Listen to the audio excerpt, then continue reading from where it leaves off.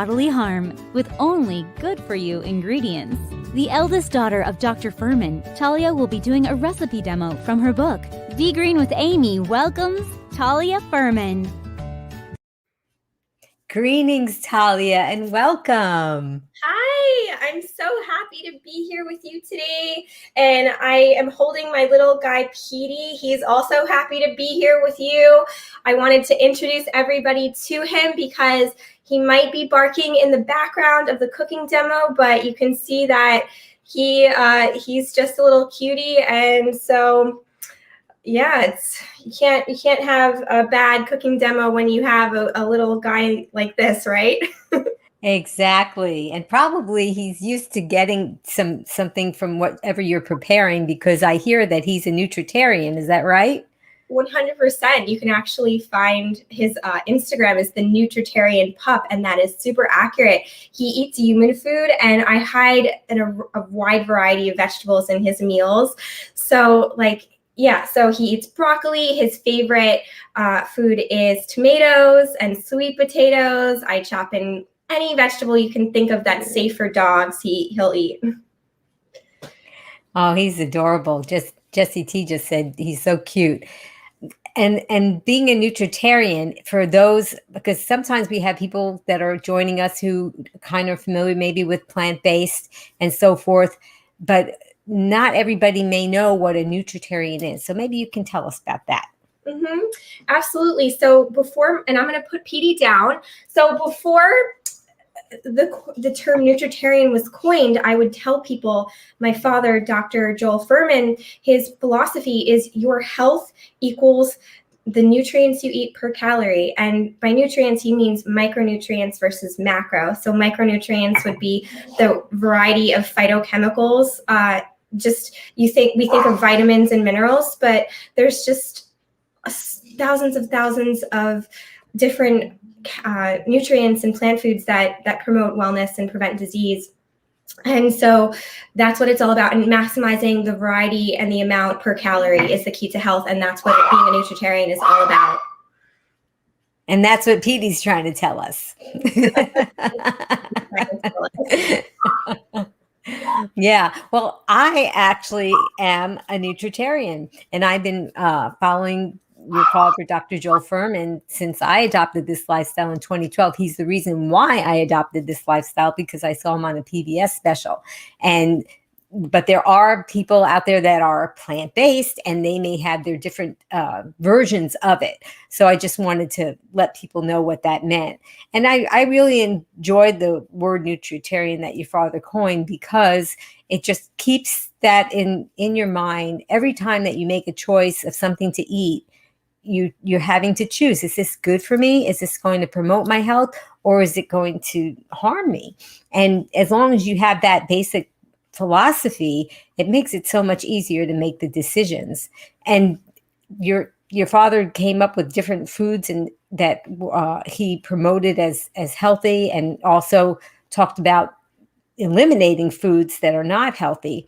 And when we promoted you coming on this broadcast, we had somebody that asked, is this without oil?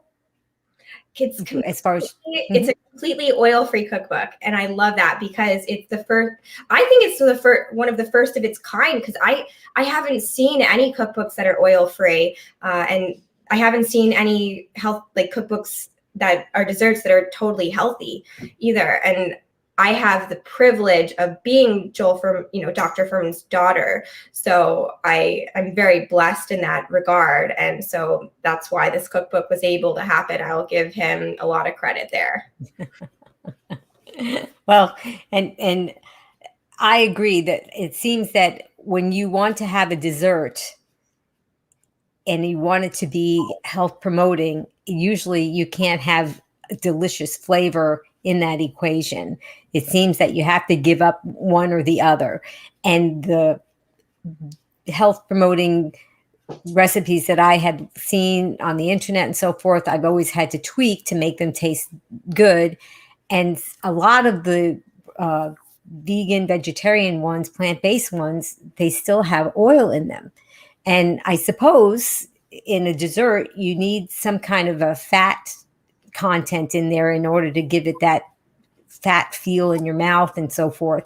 And I guess that's probably been a challenge for you when you are coming up with, how many recipes are in your book? 96. So you came up with 96 recipes that are not just health promoting, but they're delicious and they don't have oil. Mm-hmm. And that's impressive. Thank So you. yeah. I use nuts and seeds instead of oil, and I also use coconut butter instead of coconut oil. And coconut butter is just the ground up coconut, just as the nut butters are just the ground up nut. So it's the whole food versus the oil, which is just the fat, and that makes all the difference in the world when it comes to our health and disease prevention. And the science of nutrition is absolutely fascinating. And there's a Picasso quote that I like, learn the rules so you know how to break them like an artist. And so having that foundation of nutrition in the back of my head, I knew that, how to play with the good for you ingredients. Well, coconut butter, that is a new one for me. And I thought that I knew a lot of things. So do you buy coconut butter? Do you make it? How does that work? Yeah, you can buy it, but I buy it in bulk, and you can see it says coconut butter right there. I like to buy it on Amazon. They have some, or your local health food store should. I would ask about it. Oftentimes I'll go to Whole Foods or my health food store, and they'll have all this coconut oil on the shelf, and there'll be like one jar of coconut butter just hiding there. Okay. Coconut butter needs to become more well known.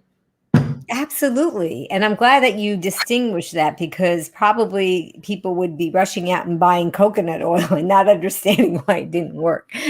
Because that, when you first presented it, I said, that's coconut oil. That's not coconut butter. So now I learned something. And that's what I love about these broadcasts, because when I meet people like you, every time I learn something. So this is going to be really a game changer. Now, of course, desserts are a part of the Nutritarian lifestyle, which most people would think, wait a minute, desserts shouldn't be a part of the health promoting lifestyle. So what's the philosophy for including desserts like what you have in your cookbook? Fantastic question. The key to sticking to I like to call it a diet lifestyle, because it's something that you want to maintain for the rest of your life. How do you maintain a diet for the rest of your life and feel satisfied and not want to binge or go crazy or rebel in some capacity if you're not eating any sweets? It's just not realistic. So I'm not about deprivation. So actually, first of all, I can explain why the ingredients in this recipe and the other recipes in the book are health promoting, but it also allows you to eat less, not more, when you have a serving of dessert after dinner. So it's about feeling great, not feeling like you're having any sacrifices, and eating the right amount. You don't want to overdo it on anything you eat, including desserts. And a lot of the desserts are lower in calories. I have nutrition facts for every recipe in the back of the book. I take a lot of pride in having that. So you'll understand what, if there's 100, 200 calories in a serving, I don't have any, I believe it's the maximum calorie amount per serving is 250, but I can go back and look at that because I'm not 100%. But long story short, there's something about enjoying a brownie after your dinner, for instance, that just is like, okay, you're done for the night and you're good to go. And what I do when I'm making any of these recipes is I'll freeze them in individual portions. And so I don't overeat, because I'll wrap each serving in tin foil, and I'll take out one, with my dinner if I'm by myself. If it's different if I'm with a big group or I make it for a party, but if I'm just by myself, it's really nice to have individual servings for me to take out and just have in my freezer, and I can heat them up or put them go ahead. You can go get Petey. I'll talk for a little bit if you want to grab him again. Okay. Yeah. I'm really glad that Talia talked about freezing, because so many times people will make a recipe and not know if it would freeze well. And apparently it seems that the recipes that she has in her book freeze well, which is really nice, because when you go through the trouble of making something that is going to be health promoting and delicious, it would be nice to know that you could as she recommends, making them into these small portions. And that's a wonderful way, a wonderful strategy to use. Now, one of the recipes that I enjoy, I don't know, I didn't get to see all the recipes in her book, but one of the recipes that I enjoy is having a frozen treat, which is called nice cream. And I learned that a long time ago from Dr. Fuhrman. He did a recipe demo with that. And you can make it in the Vitamix. And what I like to do is pour it into the ice pop molds. And then I know that I have that one serving and it's good to go and it's in the freezer. So that's just such a wonderful strategy. You can make a delicious dessert and then portion control it out. And so you saying that as you were walking away, I was telling everybody about your recommendation to freeze in individual portions. So are you saying that most or all of the recipes in your book you can do that with? Yeah, every single one.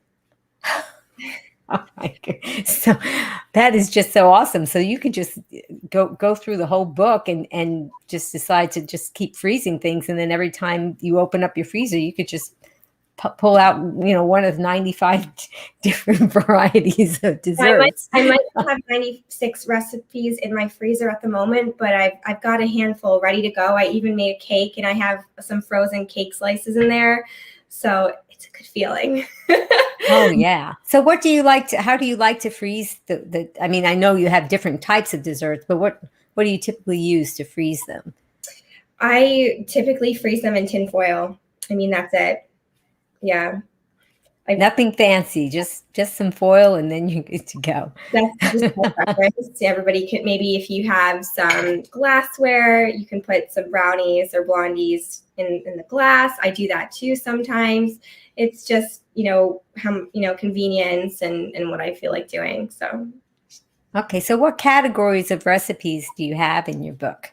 So first we have the nutrition chapter, and I'm going to put PD down. I opened the door for him. If I need to get him again, because okay. We'll play it by ear, but I would like to hold the book instead of him.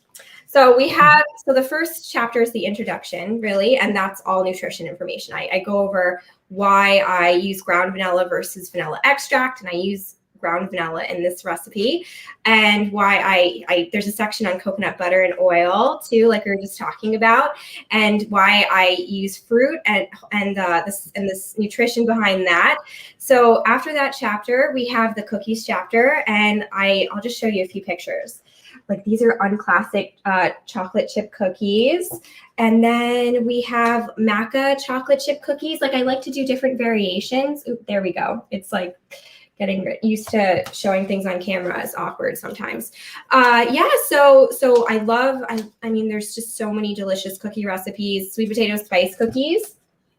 I love those. Wow. So after the cookies, we have the brownies and blondies and bars chapter. And the book is really pretty. Like I had so much fun with my graphic design team, just with the fonts and the prettiness. And there's even some poems and quotes in the book. And so it's really just an overall like feel good book. So after we have the bars and blondies, we have the breads and the muffins. The muffins are really good for something quick and easy too. I love this coconut banana bread. It's so delicious.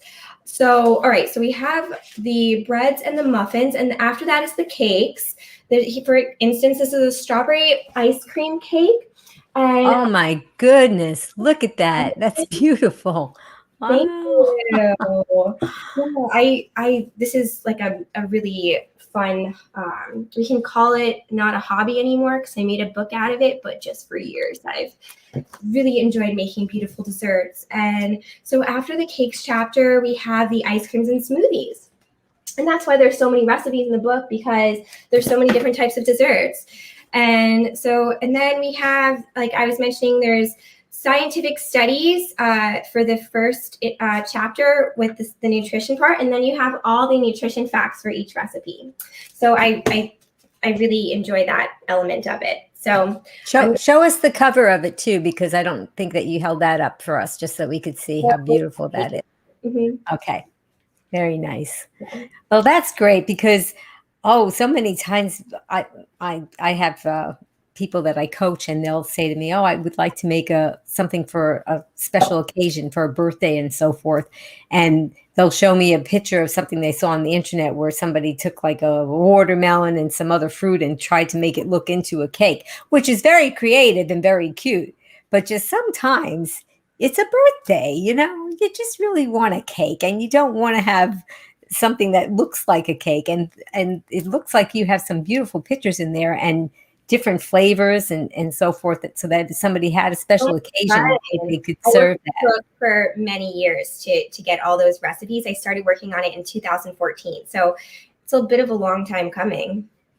Yeah, absolutely. And it looks like probably most of them, if not all of those recipes, are things that you could make and bring to a family gathering of maybe people that were not eating in this way, and you wouldn't even have to tell them, and they probably wouldn't even realize that they were health promoting. That's 100% accurate. My birthday is actually next week, so I'm going to be bringing the cookies to my birthday celebration with my family. Well, that's great. So now you have been cooking for a long time, and you've been eating this way, I guess, for your lifetime. So when did you discover that making recipes and cooking and so forth? When did you discover that was something that you really like to do?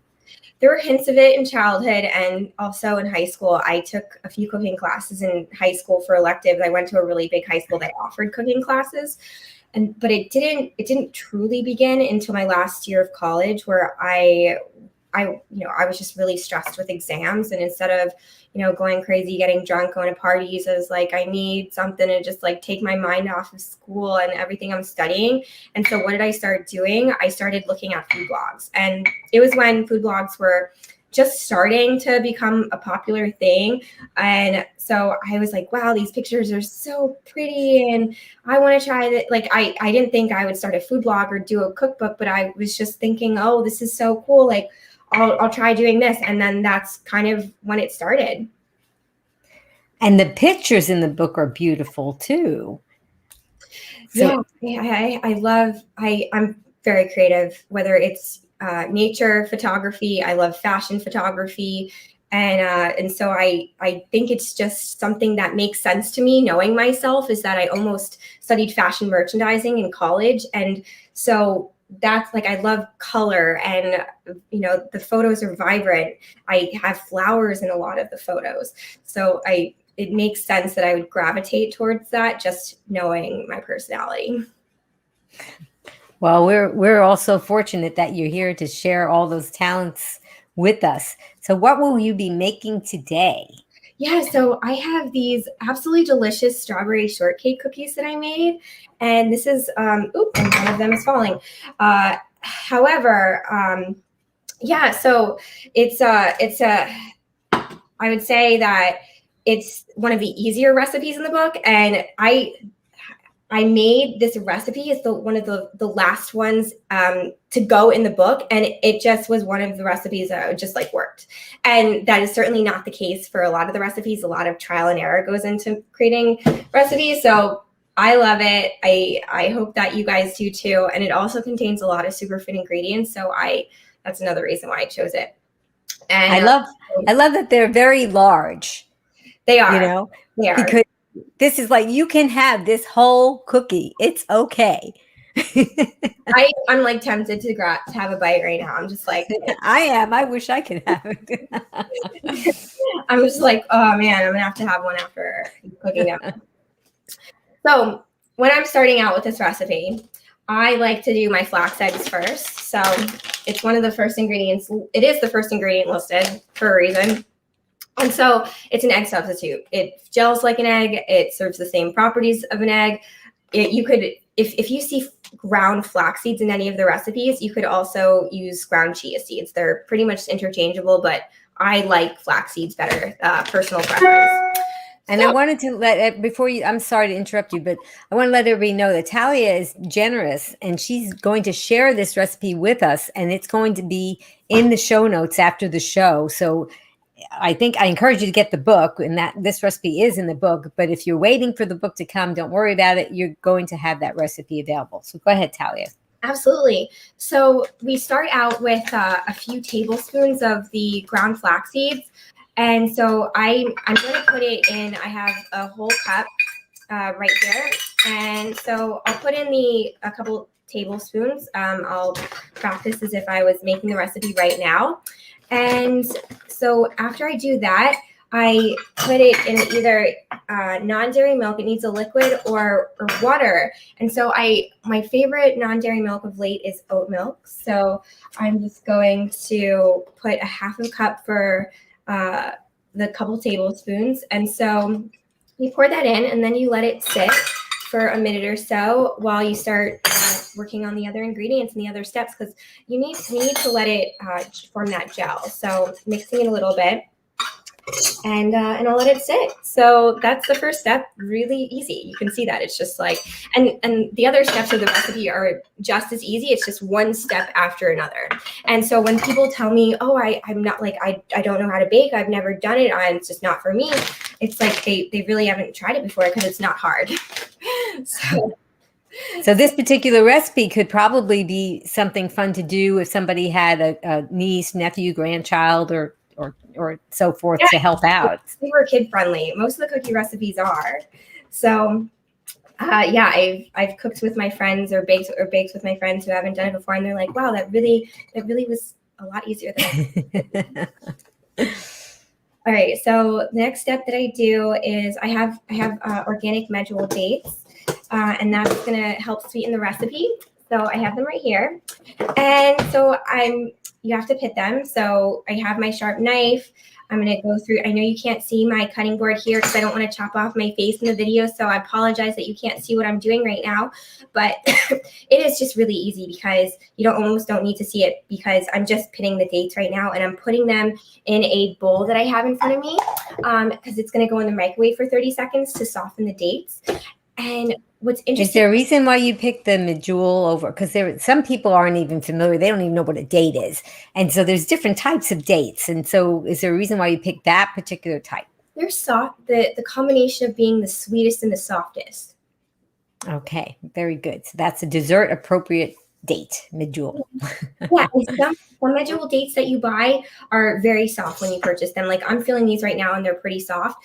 However, if you store them in the cabinet for a longer period of time, they stay good for months.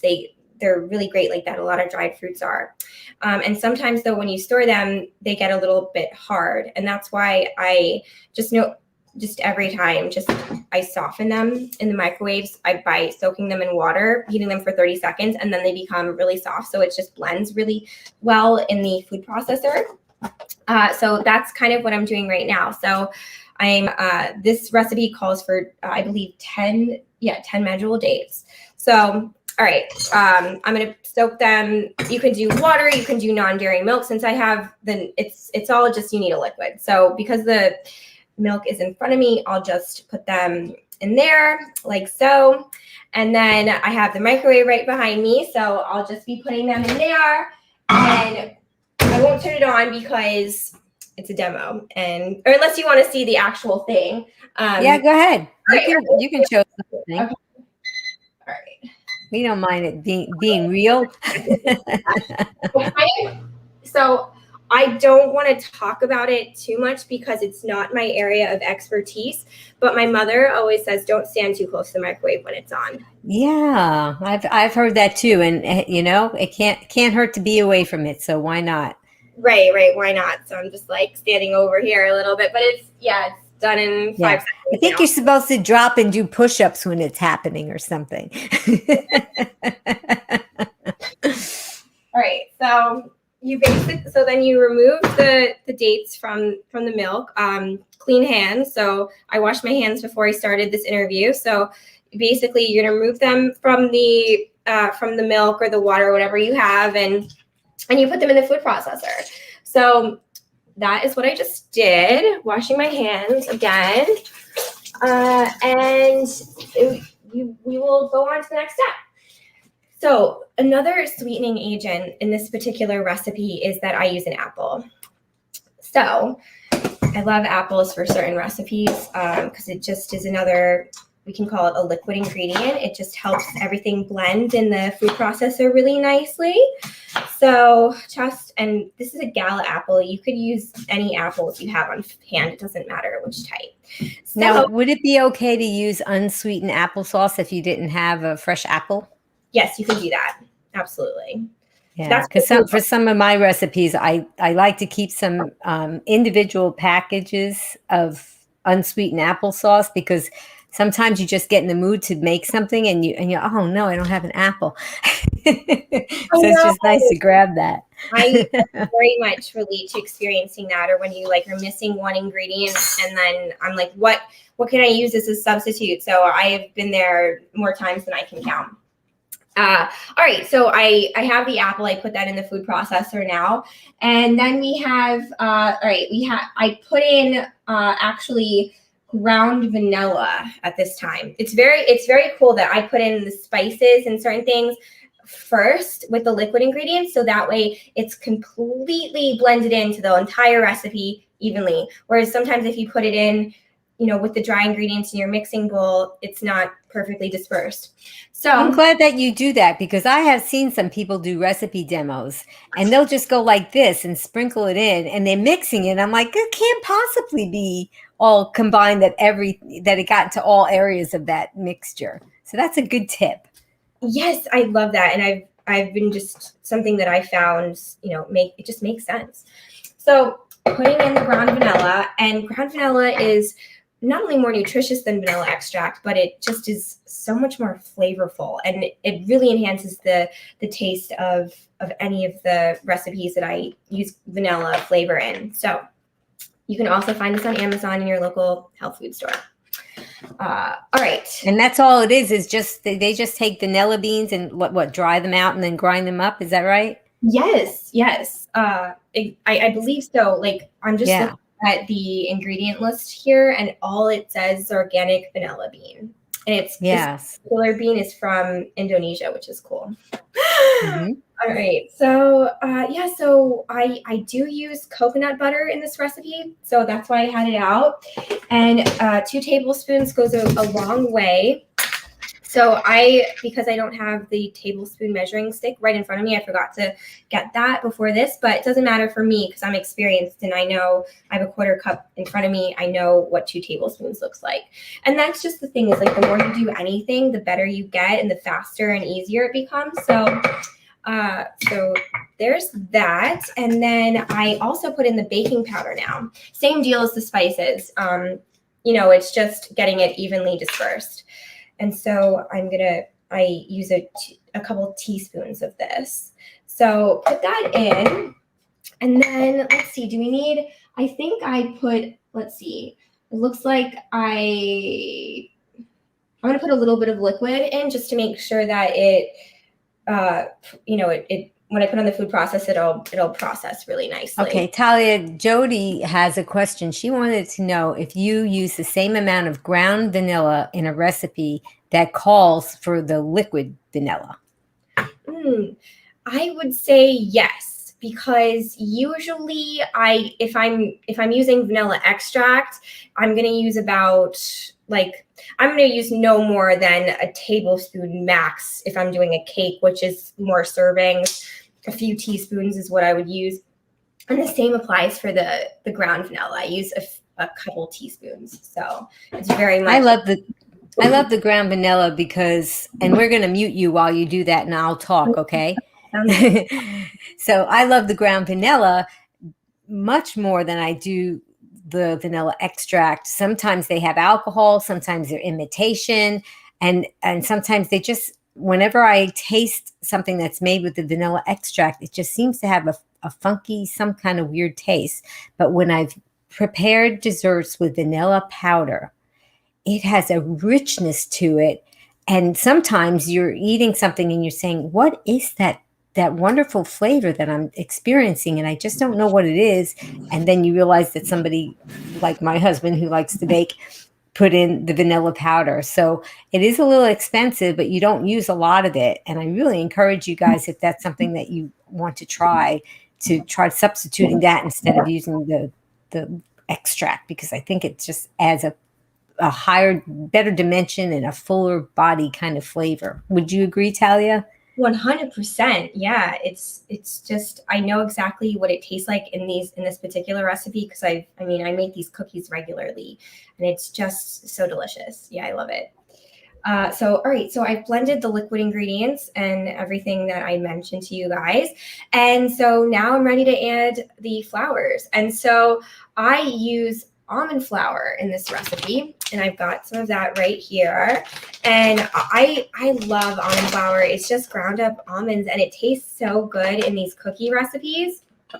And I actually, doing these cooking demos, sometimes I forget a step. I forgot to add the ground flaxseed gel, but that's good because it got to sit for a while and it formed a nice jelly egg. So I'm going to be putting that in now.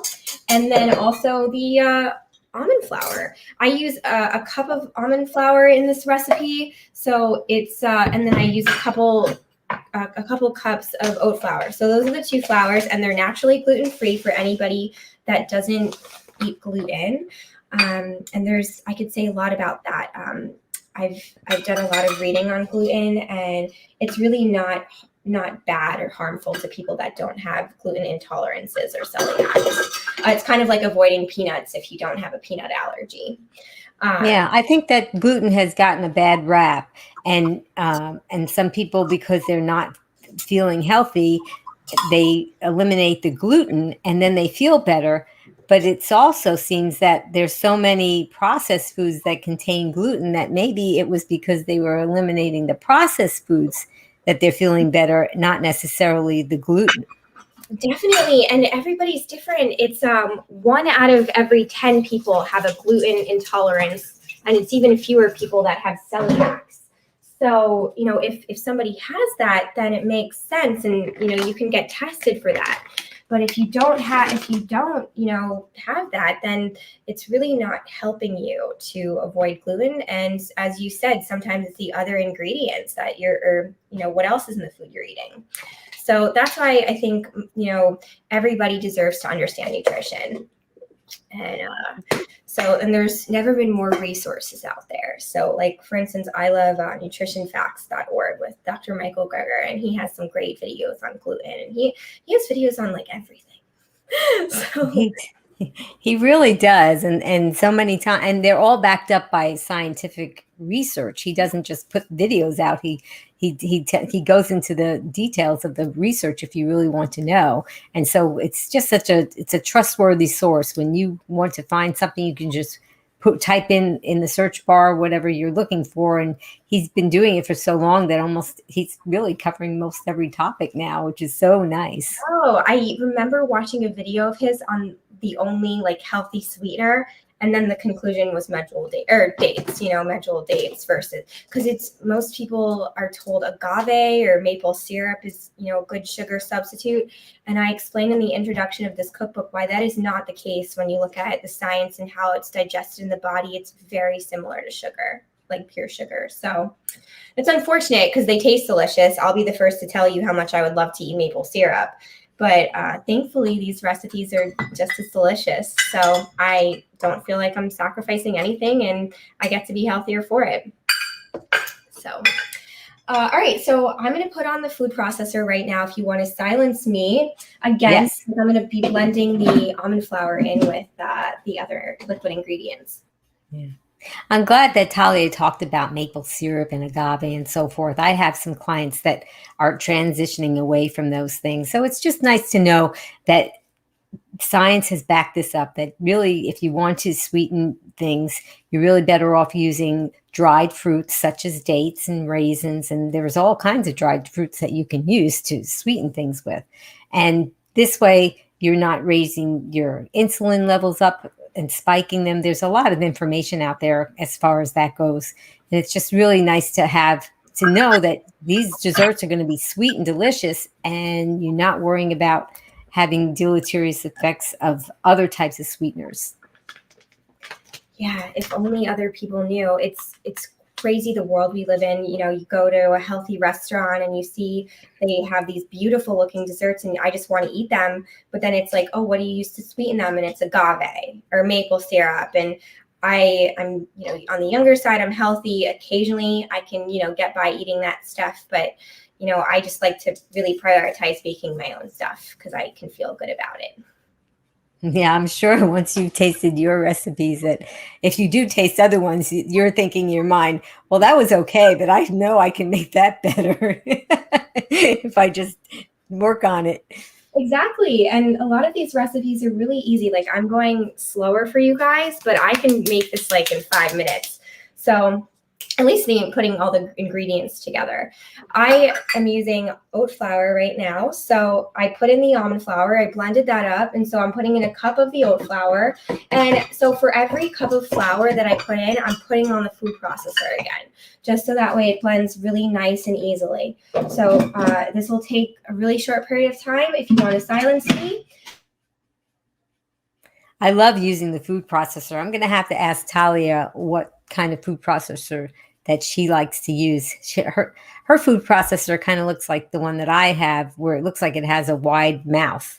So we'll just have to ask her. Yeah, so Talia, I was curious, what kind of food processor do you use?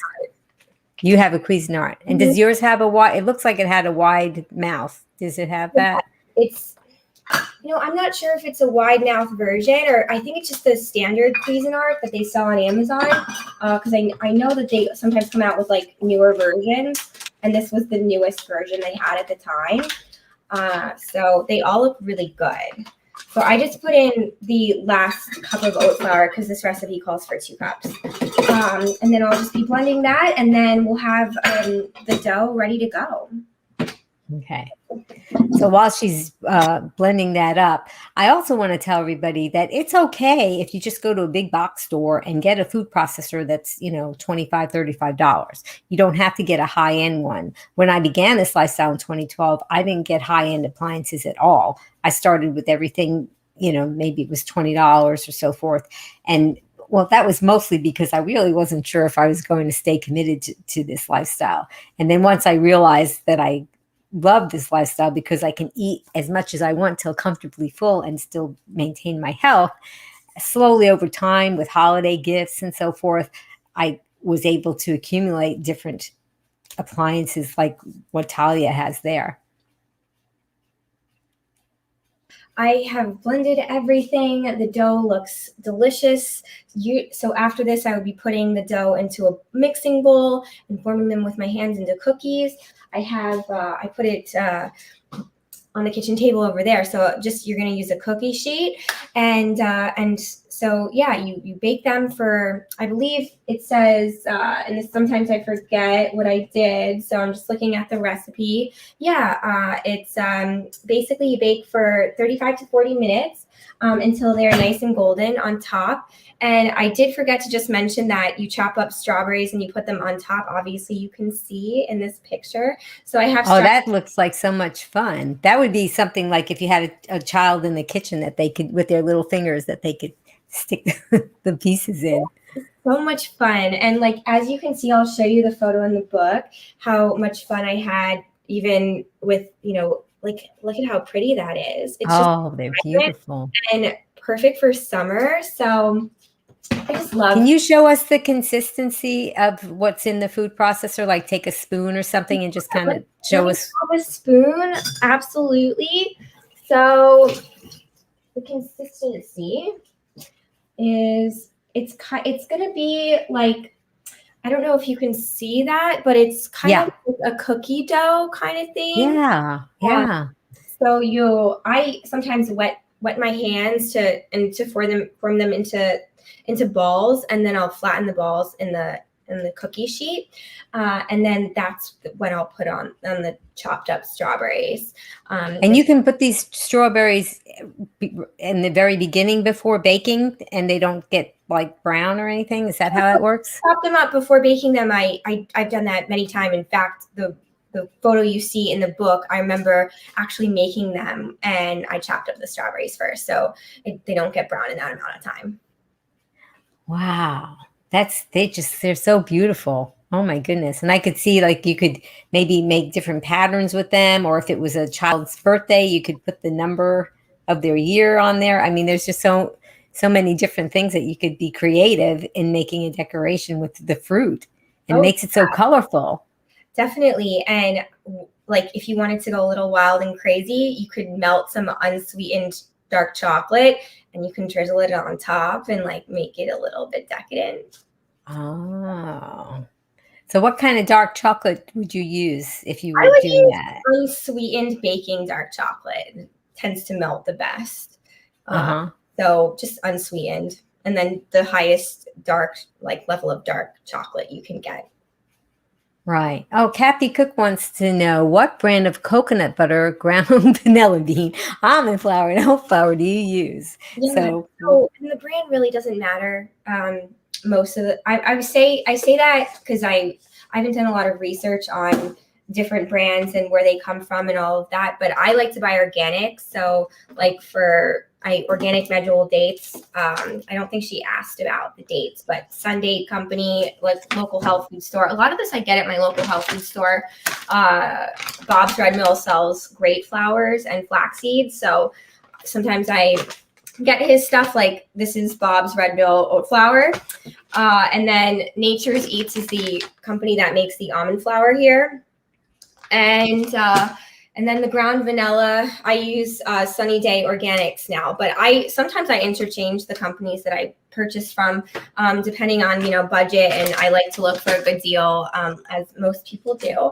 So I sometimes shop on iherb.com, that's IHERB.com, and they tend to have good deals. Amazon sometimes has good deals, so, but I do try to stick to organic when possible. yeah, I agree. I think that if you can do that with your budget, and if you can't do all organic, at least go with the environmental working group, the Clean 15, and stick with that at least. Mm-hmm. Well, that's great. Let's see if we have any other. Are you finished with? I don't want to cut you short. Are you finished with the demo?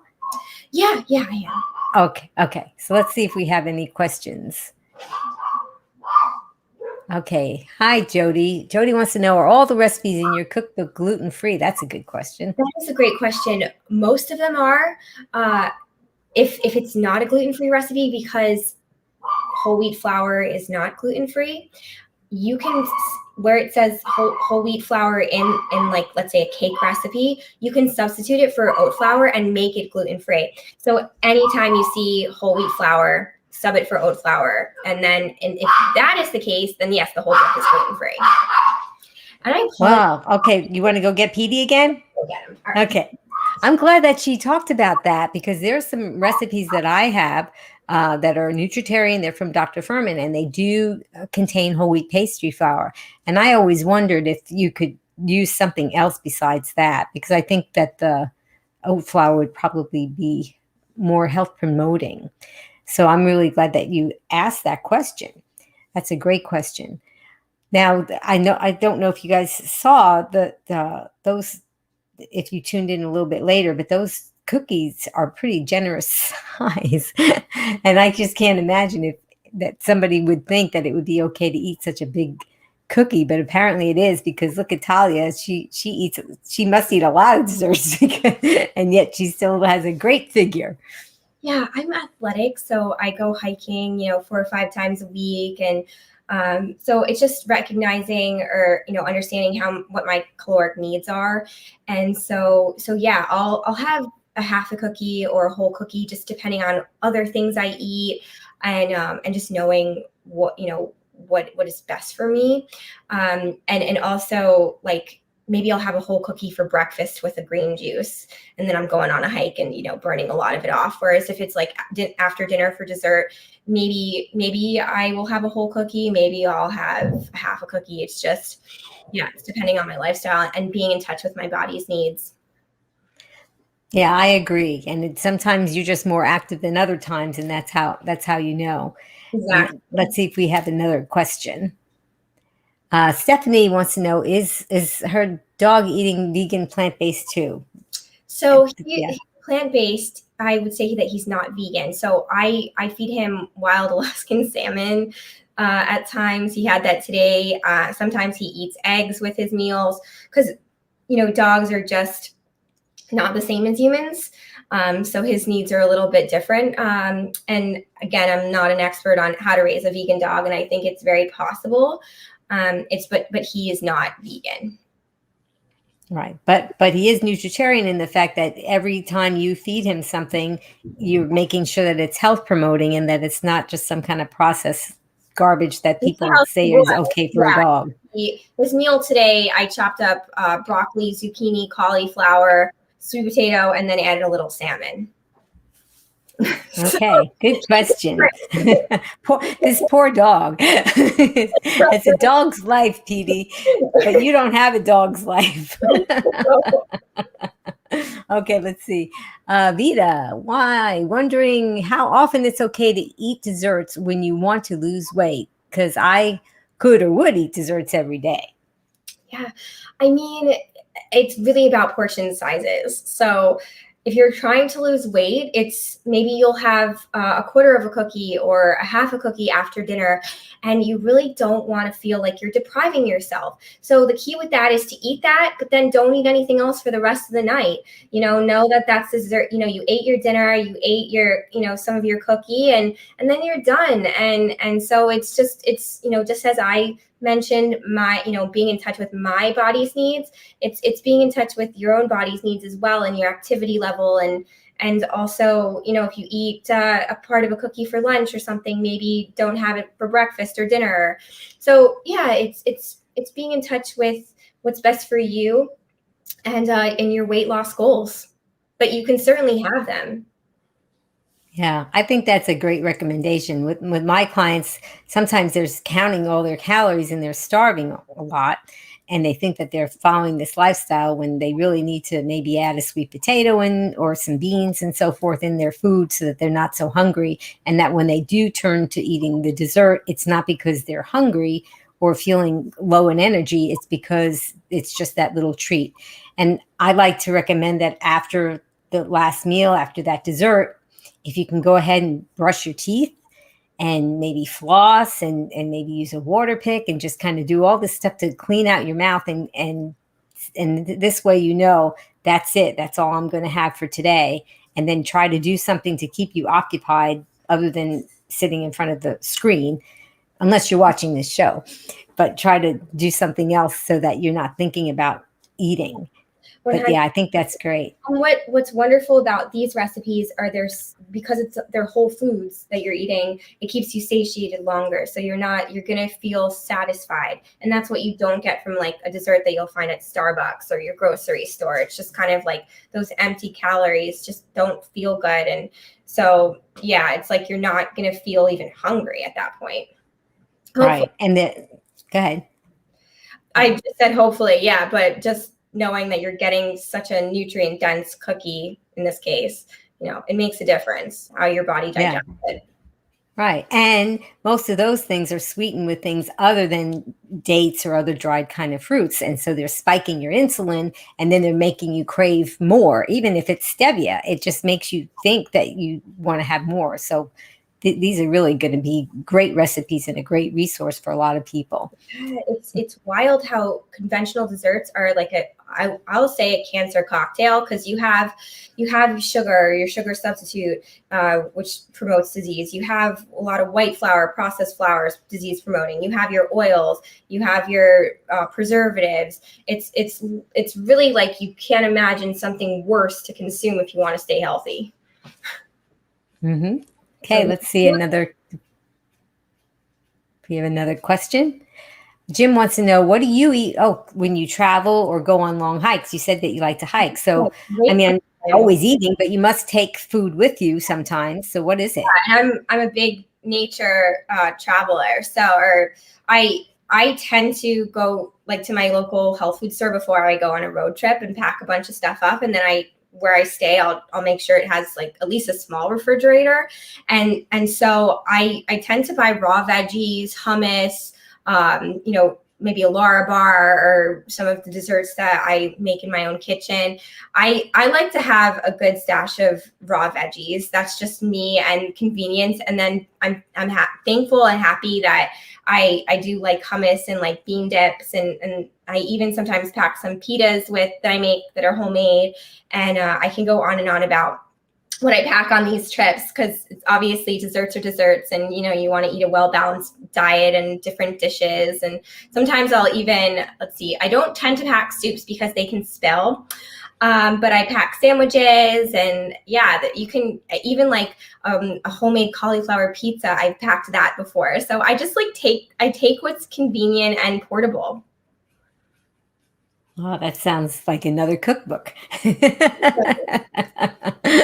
Okay, Elizabeth wants to know, what was your favorite meal as a child? Ooh, are we talking healthy, or are we talking? Well, I guess we could only imagine if it wasn't healthy, it could be almost anything. So maybe we'll talk Nutritarian. I love Italian food, so like a healthy pizza. I mean, I'm really simple in that regard. Healthy lasagna. If you can make any conventional Italian dish healthy, like that's what I love. I love Italian food. There's a restaurant in LA. So I live in Southern California, and it's called Pura Vita, and they do such an amazing job of making vegan Italian, and they don't use that much oil. I never go there and feel like, oh, this was really oily. I think she uses a little bit. It's not completely Nutritarian, but I'll go there on occasion, and I feel like I'm eating authentic Italian food. I'm like, just at my happiest. So good. Okay. Let's see. Carol wants to know, how do you navigate dating with this lifestyle? Oh, goodness. I will tell you a little story. There was one date that I went on, and he, at some point of the date, told me that he doesn't eat vegetables. Like, he just doesn't like them. And I was shocked, but I had to rule him out because it was just, he texted me after the date, like, he knew that he could tell I wasn't really feeling it. And he was like, what nailed the coffin down for you, or something related to like, what was the demise of our, potential relationship. And I was like, dude, it's because you don't eat vegetables. I bet that was the first and last time you heard that. Yeah. But that was your deal breaker. It was, in that case, it was a deal breaker. You can't not eat any vegetables and be with me.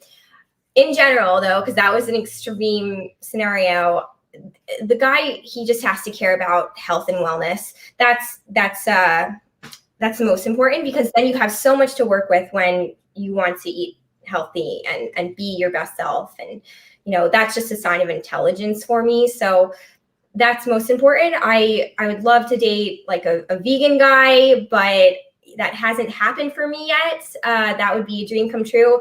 I've had a few exes that they would eat vegan just when they're around me. And that was really considerate of them. Yeah. So just, I feel like when I start dating somebody, they don't know a lot about this, but being curious and having an open mind and wanting to enjoy meals with me. And sometimes like they'll eat what they want on their own, but then when they're with me, we eat healthier. And they can see how delicious it is, and they tend to gravitate towards it more. But I'm attracted to smart guys, and a smart guy is going to care about his health. Well, that makes a lot of sense. I love how you said that to you, it's a sign of intelligence. If you care about your health and you're open-minded and curious. Intellectuals, that's where it's at. And there's so much to be said about that. Being healthy is mental just as much as it is physical. So I want, somebody that is empathetic and kind, like a really kind person. That is not easy to come by these days. So we'll see. Currently single, and I'm looking forward to, meeting future men who are interested in taking care of their health. Well, I think the universe will bring you in that direction, because you're doing all these things that are health promoting. So you're definitely going to be exposed to more and more people. So if on a first date, you meet somebody and typically, what do they want to do? They want to take you out to lunch or out to dinner. So what do you say when they offer that? Yeah, I got into some awkward situations in my 20s where I'll suggest a vegan restaurant on the first date. And then if they're not vegan, sometimes, or if they're heavy meat eater, it's kind of like, where'd you take me, Talia? And so maybe it's just a sign of incompatibility if they're not excited about it. I've certainly learned my lesson I want them to be happy. I want me to be happy. And so thankfully, where I live, if we're going to a restaurant, there's so many places that offer something for everybody. I love when places are just like, they have their vegan, healthier options. They have something that's not vegan and not as good for you. And it's just like, I'm happy, they're happy. But again, like, it's really attractive when it's just like, oh, they want to order something healthy on the menu.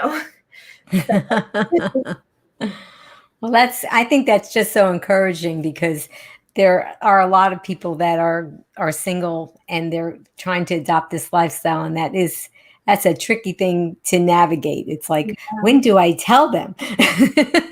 No, yeah, I'm in the same boat. Thankfully, though, the guys that I'm meeting, they are really interested in health. I find like a lot of guys are into like fitness, in whatever form.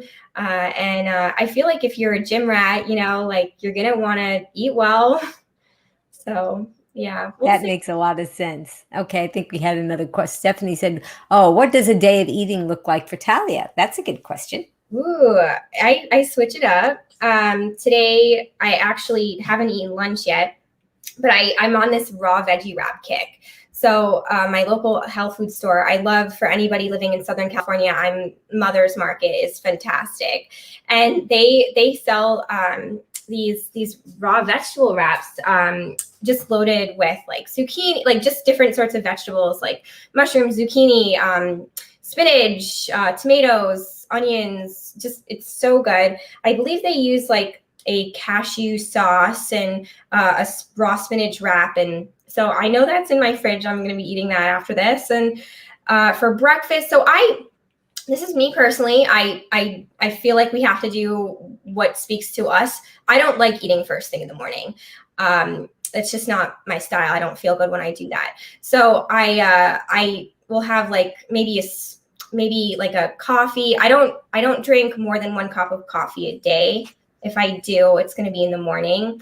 So I'll have just like something like that, or like tea. I love tea, or like a matcha beverage, just something like a liquid, and I'll sip on that. And then like around 11, 12, I'll eat my meal. And so in this case today, it was this raw veggie wrap. Sometimes if I'm on the go, I'll just really enjoy those veggies and hummus, and then maybe some of a dessert that I have, or maybe I'll make a big salad. I especially in the summer, I just love making a salad with my favorite greens like arugula and kale, and then I'll have just any vegetables that I purchase. I'll chop that in, and just a homemade dressing. My dad has a wide variety of dressing recipes on his website, and I love his Caesar dressing. And so I make that, I store it in the fridge, and I'll just have amazing salad. And then for dinner, I like more of the warm food. So like a good homemade soup. Mentioned I love Italian. Maybe I'll throw together a pizza. Lately I've been making a lentil loaf, which is just like I use lentils and walnuts and different veggies, and I like eating that with ketchup. And so my dad has so many amazing recipes on his website. And that's where you'll also find the cookbook. So in his shop, and that's Dr. for Dr. Fuhrman, my last name.com. So it's really easy to find. And so it's getting in touch with what you enjoy and how much time you have, making it delicious and convenient. So there's a bit of an art to that. So everybody's a little different with what they like. Okay. I'm glad that you talked about the different variety of things that you eat, because some people think that this lifestyle can be boring. And if they never heard of this lifestyle, they would think that all we do is eat carrots and celery. So you find that the 5 or 7 meals that you like, and you pretty much eat those, and then maybe sometimes vary and rotate. And like you said, everybody's different in the textures and the flavors that they enjoy, but there's just so much. I'm a member of Dr. Fuhrman's website, and yes, he does have lots of recipes, and he comes out with new ones all the time. So it's a really great resource. And I also have some recipes on my begreenwithamy.com website. So, and the internet's just full of lots of things that you can try. So it's definitely something that you can enjoy trying different things out. So I think that we may have time for one more question. Let's see if do we have any more questions? We have Rebecca in the background. She's posting our questions for us. So while we're waiting so Kelly, okay. That's a good question, Kelly. I'm going to wait till Talia comes back and I'm going to read that to her. And, okay, so we have a couple more questions, and when Talia comes back, I'm going to read that to her. So, here she is. So we had, okay. All right, so we had a couple of questions pop up while you went to get PD. Kelly wants to know, can this lifestyle help with acne? Do you have any suggestions? Oh my gosh, it helps tremendously. So I actually have, this is my second book. I have a book on Amazon called Love Your Body. And that chapter contains that book contains a chapter on skin health. And that was one of my favorite chapters to learn about. And because it's the science of why dairy and sugar and sweeteners that act like sugar promote acne and skin issues, and how taking out just processed flours, dairy, and sugar should make such a difference when it comes to the vibrancy and health of our skin. And then on top of that, when you're eating a Nutritarian diet, your skin's going to glow, because it actually, just like every cell of your body is affected by what we eat. Your skin is so affected. And so people who eat a Nutritarian diet actually have like a healthy food tan. So it makes you look healthier. Yes, you're so right about that. Your skin's your largest organ, and what you feed your body is going to reflect on that. I have a Nutritarian tan. I think there's a couple of times that I saw your father, Dr. Joel Fuhrman, talk about how if you'll know, because you'll see that the person's hands are more of like an orangey color than they are a pink color. I don't know what comes up on the screen, but you see I have an orangey tint to my fingers. Yeah. Right. And that's what I had. And I remember one time I was getting a manicure, and the woman was really worried because she saw my orangey hands. But it just makes your whole body glow. And that's a really good tip. Okay. One last question. James wants to know, what tips do you have for someone who wants to adopt this lifestyle? So they just found out about it and they don't know where to start. Absolutely. So this applies for anything in life. Be kind to yourself. And if you make any mistakes or you don't know something, you think you are doing, I think being gentle on yourself and continuing and having some, I like the word grit, having grit with not giving up. And so also understanding that better way to love yourself than taking care of your health. And that just is the base to anything else you do in life. So, trying your best and continuing to learn and having a really healthy mindset about it, I think will help you stay on track over the long haul, and figuring out what foods that you enjoy. What are your favorite dishes and vegetables and desserts in this book? And so if you like the taste or love the taste and you let's say pick up one of my father's books or my cookbook or whatever it is, and you just start playing around and making it fun, because life should be fun. And so that's my tip, is just being kind and gentle with yourself about it. You have to start somewhere, and you get better and better at anything in life the more you practice it. So, and it does take some time to form new habits. So this is a change. This is a big deal, but it's really worth it in the end. So, to not get cancer or heart disease like most people do later in life, to extend your life, 20, 30 years, the payoff is just priceless. That is just so beautiful. And I hope that some of you that are watching became inspired by that, either that you want to try this lifestyle and you're going to do it, and at least try it for a month, I would recommend. And those of you that are already adopting this healthy lifestyle, maybe it's encouraging you to tighten the screws a little bit and take it up a little notch and try to eliminate more of those foods that are not health promoting. Thank you so much, Talia. I know that you're so busy. I've watched you on Instagram and other social media, and it's almost like you have a couple of clones of yourself because you're just doing so many things, and they're all good for the world. And so you're saying be kind to yourself, but you're also being kind to all of us by giving us your time today. Wow. And it's just so wonderful that you came. It was very heartwarming to hear you say that, and my pleasure. I'm so happy. My goal is to really spread, what the gift that I was given of learning about nutrition, how delicious it can be, and being your best self. That's what I'm all about. So just pure joy. Well, very nice.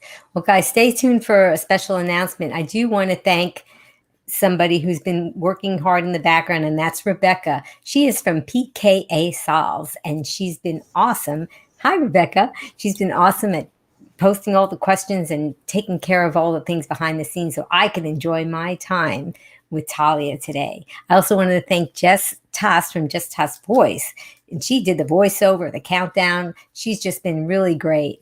And Lynn Murray says, good job, Talia and Amy. Thanks, Lynn. I'm so glad that you were watching.